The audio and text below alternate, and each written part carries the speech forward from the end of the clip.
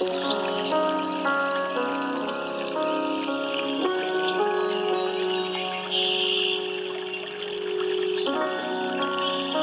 മാർക്കോസിന്റെ സുവിശേഷം 13-ാം അധ്യായം 24 മുതൽ 32 വരെയുള്ള വാക്യങ്ങൾ.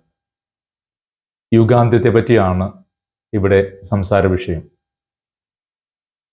ആണ്ടുവട്ടം 33-ാം ഞായറാണ്. ആണ്ടുവട്ടത്തിന്റെ അവസാനത്തെ ഞായർ എന്ന് വേണമെങ്കിൽ വിശേഷിപ്പിക്കാം. കാരണം അടുത്ത ഞായറാഴ്ച ക്രിസ്തുരാജന്റെ തിരുനാളാണ് ആഘോഷിക്കുന്നത്. അതുകൊണ്ട് തന്നെ ഈ ഞായറാഴ്ച ആണ്ടുവട്ടത്തിന്റെ ഒരു യാത്രയുടെ, ഒരു തീർത്ഥാടനത്തിന്റെ പരിസമാപ്തിയാണ്. യേശുവിന്റെ ജനനത്തെ പറ്റിയുള്ള പ്രഖ്യാപനം മുതൽ ആഗമനകാലം, അവിടെ മുതൽ ആരംഭിക്കുന്ന ഒരു തീർത്ഥാടനം ക്രിസ്തുവിന്റെ 2ാം വരവിനെ പറ്റിയുള്ള ചിന്തയോടുകൂടി സമാപിച്ച് ക്രിസ്തുവിന്റെ രാജകീയ മഹത്വത്തെ പറ്റി ധ്യാനിച്ചുകൊണ്ടാണ് ആണ്ടുവട്ടം അവസാനിക്കുന്നത്. അപ്പോൾ ഒരു ആരാധനക്രമ തീർത്ഥാടനത്തിന്റെ സമാപനത്തിൽ സുന്ദരമായ ഒരു ഓർമ്മപ്പെടുത്തലാണ് നമ്മെ സംബന്ധിച്ചിടത്തോളം ഈ പ്രപഞ്ചത്തിനും അപ്പുറത്തേക്കൊരു യാത്രയെ പറ്റി പറഞ്ഞു വയ്ക്കുന്നത്. അതിന് മുന്നൊരുക്കമായി നമ്മളോട് പറയുന്ന ദാനിയേലിന്റെ വായനയും ഹെബ്രായർക്ക് എഴുതിയ ലേഖനത്തിൽ നിന്നുള്ള വായനയും വളരെ സൗന്ദര്യമുള്ള ചിന്തകളാണ് കാഴ്ചവെക്കുന്നത്. ദാനിയേലിന്റെ പുസ്തകത്തിൽ കൃത്യതയോടുകൂടെ പറഞ്ഞു വയ്ക്കുന്നുണ്ട്, മണ്ണിൽ ഉറങ്ങിക്കിടക്കുന്നവർ ഉയർത്തെഴുന്നേൽക്കുന്ന ഒരു സമയം. അത് പ്രതീക്ഷയോടുകൂടി കാത്തിരിക്കുകയാണ്. കാരണം ചിലർ നിത്യശിക്ഷയ്ക്കും ചിലർ നിത്യവിധിക്കുമായി, നന്മയ്ക്കുമായി, നിത്യസമ്മാനത്തിനുമായി ഈ മണ്ണിൽ ഉറങ്ങിക്കിടക്കുന്നവരൊക്കെ ഉയർത്തെഴുന്നേൽക്കുമെന്നുള്ള ഒരു സുന്ദരമായ ഒരു ചിന്ത, സുന്ദരമായ ഒരു സ്വപ്നമാണ് ദാനിയേൽ പ്രവാചകൻ പങ്കുവയ്ക്കുന്നത്. ഈ ഭൂമിക്കപ്പുറത്തേക്ക്, ഈ ഭൂമിയിൽ ചെയ്തു തീർക്കുന്ന നന്മകൾക്കും തിന്മകൾക്കും ഒരു പ്രതിഫലമുണ്ടെന്നും അതിനുവേണ്ടിയുള്ളൊരു കാത്തിരിപ്പാണ് ഈ ഭൂമിയുടെ അന്ത്യത്തിലേക്കുള്ള യാത്ര എന്നുള്ളതാണ് ദാനിയേലിന്റെ ചിന്തയിൽ നിന്ന് നമുക്ക് മനസ്സിലാക്കാൻ കഴിയുന്നത്. അതേസമയം തന്നെ 2ാം വായന ഹെബ്രായർക്ക് എഴുതിയ ലേഖനമാണ്. ഹെബ്രായർക്ക് എഴുതിയ ലേഖനത്തിൽ ഒരു കാത്തിരിപ്പിന്റെ കാലത്തെ പറ്റിയും ഹെബ്രായർക്ക് എഴുതിയ ലേഖനം പറയുന്നുണ്ട്. ഹെബ്രായർക്ക് എഴുതിയ ലേഖനത്തിന്റെ കാത്തിരിപ്പ് എന്ന് പറയുന്നത് ശത്രു പാദപീഠത്തിലാകുവോളം ഉള്ളൊരു കാത്തിരിപ്പ് ഉണ്ട്. ശത്രു പാദപീഠത്തിലാവോളം, അതായത് പിശാചിന്റെ പത്തി പൂർണ്ണമായും തകർത്തെറിയപ്പെടുന്ന ഒരു സമയം വരെയുള്ള ഒരു കാത്തിരിപ്പാണ്. അപ്പോൾ ഈ 2 ചിന്തകളെ മുൻനിർത്തി വേണം യുഗാന്ത്യത്തെ പറ്റിയുള്ള കാഴ്ചപ്പാടിനെ നമുക്ക് മനസ്സിലാക്കാനായിട്ട്. അപ്പൊ യുഗാന്ത്യം എന്ന് പറയുന്നത് നശിപ്പിക്കപ്പെടുകയും ഇല്ലാതാകുകയും ചെയ്യുന്നതല്ല, മറിച്ച് കാത്തിരിക്കുന്ന ഒരു നന്മ സംഭവിക്കുന്നതാണ്. ഒരു മനുഷ്യൻ അവന്റെ ജീവിതത്തിൽ ചെയ്ത നന്മയ്ക്ക് അവന് പ്രതിഫലം ലഭിക്കുന്ന ഒരു സമയമാണ്.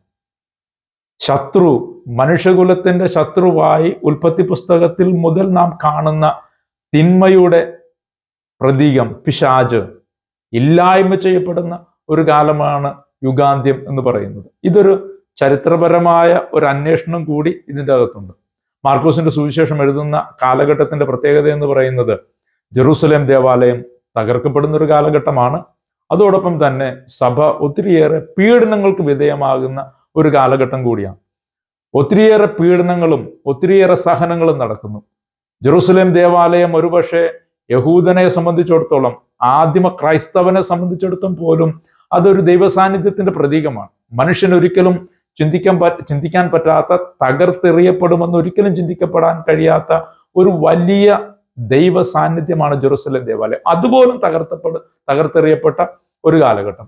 സഭ ക്രിസ്തുവിന്റെ പേരിൽ പീഡിപ്പിക്കപ്പെടുന്ന ഒരു കാലഘട്ടം. ഈ കാലഘട്ടത്തിൽ മനുഷ്യരെ കൃത്യമായിട്ട് ഒരു ബോധ്യം കൊടുക്കുന്ന ഒരു ചിന്ത കൂടിയാണിത്. ഇതൊന്നും ഒന്നിൻ്റെയും അവസാനമാണെന്ന് കരുതരുത് എന്ന് പറയുന്നത്. നമ്മൾ ഈ ഭൂമിയിൽ കാണുന്ന തിന്മയുടെ പല അടയാളങ്ങളും, നമ്മൾക്ക് പല കാര്യങ്ങൾ, യുദ്ധങ്ങളും രാജ്യങ്ങൾ തമ്മിലുള്ള ഭിന്നതകളുമൊക്കെ നിരന്തരം കാണുമ്പോൾ ഇതൊന്നും ഒരു നാശത്തിന്റെ അടയാളമായിട്ട് മാത്രം കണക്കാക്കരുതെന്നാണ് ഇവിടെ ഒരു ഓർമ്മപ്പെടുത്തൽ നമുക്ക് നൽകുന്നത്. ഇതൊക്കെ ഓരോരുത്തരും അവനവന്റെ ജീവിതത്തിന്റെ ചുവടുവയ്പ്പുകളെ പറ്റിയുള്ള ഒരു ഓർമ്മപ്പെടുത്തലാണ്. നീ നടന്നു നീങ്ങുന്ന വഴിയെപ്പറ്റി ഒരു ഓർമ്മപ്പെടുത്തലാണ്. നിന്നെ സംബന്ധിച്ചിടത്തോളം നിന്റെ ജീവിതത്തിൽ ഇത് ഒരുക്കത്തിന്റെ കാലഘട്ടമാണെന്ന് മാത്രമാണ് പറഞ്ഞു തരാനുള്ളത്. യുഗാന്ത്യം എന്ന് പറയുന്നത് എല്ലാം നശിപ്പിക്കപ്പെടുന്നതും എല്ലാം ഇല്ലായ്മ ചെയ്യപ്പെടുന്നതുമായ ഒരു കാലമല്ല, മറിച്ച് ഒരു പുതുയുഗത്തിന്റെ കാലമാണ്, ഒരു ഉയർത്തെഴുന്നേൽപ്പിന്റെ കാലഘട്ടമാണ്. ഇന്നലകളെ ഇല്ലായ്മ ചെയ്യപ്പെടുകയും ഇന്നലകൾ ഇല്ലാതാവുകയും പുതിയൊരു നന്മ രൂപപ്പെടുകയും ചെയ്യുന്ന കാലഘട്ടം. പിശാചിന്റെ പത്തി തകരുകയും ദൈവത്തിന്റെ സാമ്രാജ്യം അതിന്റെ പൂർണ്ണതയിൽ മനുഷ്യ സമൂഹത്തിൽ പ്രകടമാകുകയും ചെയ്യുന്ന കാലഘട്ടം. മനുഷ്യ ഹൃദയങ്ങളുടെ മേൽ സ്വാധീനം ദൈവത്തിനു മാത്രമായി മാറുന്ന ഒരു കാലഘട്ടം. തിന്മയുടെ എല്ലാ ശക്തികളും, കാണുന്ന യുദ്ധങ്ങളായാലും ഭിന്നതകളായാലും അതെല്ലാം ഇല്ലാതാവുകയും ദൈവത്തിന്റെ സർവ്വസ്വാതന്ത്ര്യത്തിന്റെ ഒരു സാമ്രാജ്യം സ്ഥാപിക്കപ്പെടുന്ന ഒരു കാലഘട്ടമാണ് യുഗാന്ത്യം എന്ന് പറയപ്പെടുന്നത്. ഇങ്ങനെ ഒരു കാലഘട്ടത്തെ പറ്റി പറയുമ്പോഴും മുന്നിൽ കാണുന്ന കാര്യങ്ങൾ കണ്ട് പതറരുതെന്നും, മുന്നിൽ കാണുന്ന കാര്യങ്ങൾ അത് നമ്മളെ സംബന്ധിച്ചിടത്തോളം വ്യക്തിപരമായ ഒരുക്കത്തിന്റെ സൂചനയ്ക്ക് അപ്പുറത്തേക്ക് വലിയ അർത്ഥങ്ങളൊന്നും കൊടുക്കരുതെന്നാണ് കൃത്യമായിട്ട് യേശുനാഥൻ നമ്മെ ഓർമ്മപ്പെടുത്തുന്നത്. വ്യക്തിപരമായ ഒരു ആത്മശോധനയുടെയും അന്വേഷണത്തിന്റെയും കൂടി കാലഘട്ടമായി ഇത് മാറ്റേണ്ടത് ആവശ്യമാണ്. നീ ഇത്രയും നടന്ന് ഈ ഒരു ആണ്ടുവട്ടത്തിന്റെ ഒരു ആരാധനക്രമ വർഷത്തിന്റെ തീർത്ഥാടനം അവസാനിപ്പിക്കുമ്പോൾ, അവസാന നിമിഷത്തിലേക്ക്, അവസാന ചുവടുവയ്പിൽ എത്തുമ്പോൾ നിന്നെ സംബന്ധിച്ചിടത്തോളം നിന്റെ ജീവിതത്തിന്റെ യാത്രാ വഴി പ്രതിഫലത്തിന്റെ വഴിയായി മാറുമോ എന്നുള്ളതാണ് ഏറ്റവും പ്രധാനപ്പെട്ട ചിന്തയായി മാറുന്നത്. ദാനിയേലിന്റെ ചിന്തയോട് ചേർത്ത് അതിനെ ഒന്ന് കാണാൻ പരിശ്രമിക്കുന്നതാണ് ഏറ്റവും നല്ലത്. നിന്റെ യാത്രാ വഴി ഒരു തീർത്ഥാടനമാണ്. ഈ തീർത്ഥാടനം പൂർണ്ണത പ്രാപിക്കുമോ എന്നുള്ളതാണ് നമ്മെ സംബന്ധിച്ചിടത്തോളം ഈ ദിവസത്തെ ചിന്ത. നാം ഏതൊരു കാര്യത്തിന് ഇറങ്ങി പുറപ്പെടുമ്പോഴും നമ്മുടെ മുന്നിൽ ഒരു ലക്ഷ്യമുണ്ട്, കൃത്യമായ ലക്ഷ്യമുണ്ട്, എത്തിച്ചേരേണ്ട ഒരു നന്മയുണ്ട്, ഒരു സന്തോഷമുണ്ട്. അവിടെ എത്തിച്ചേരുമ്പോഴാണ് അത് സന്തോഷമായി മാറുന്നത്, അനുഗ്രഹമായി മാറുന്നത്. തീർത്ഥാടനത്തിന്റെ പ്രത്യേകത ഏതാ? തീർത്ഥാടനം ചെന്ന് അവസാനിക്കുന്നത് ഒരു അനുഗ്രഹത്തിന്റെ പൂർണ്ണത നിറഞ്ഞു നിൽക്കുന്നിടത്താണ്.